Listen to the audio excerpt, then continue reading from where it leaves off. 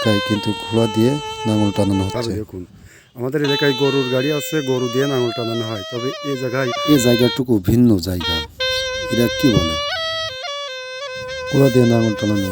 এক এক জায়গার ভিন্ন ভিন্ন এলাকা আছে। তবে আসলাম এই জায়গায় আসার পরে দেখলাম যে ঘোড়া দিয়ে লাঙল টানানো হয় কীভাবে, এ বিষয়ে একটু দেখুন আপনারা।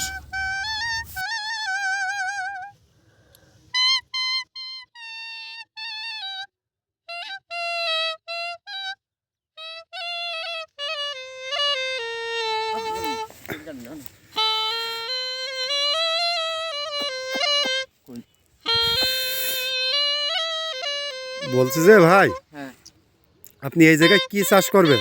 আর বাদাম লাগাম। বাদাম? ইয়ো, মানে এই পিলির ভিতরে দিবেন নাকি? তেলের ভিতরে ও আচ্ছা, তো বাদাম দিয়ে পরে আবার সবগুলো ঘুরালাম।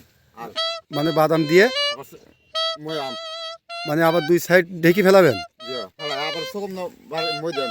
ও আচ্ছা, আপনার এই ঘোড়ায় কি গুঁতো দেবে নাকি না ওরকম করে কে? নাগর কথা। ও, আচ্ছা এই ঘোড়া খায় কি? ঘাস খা, শুধু ঘাস খায় না? বুসি, বসি?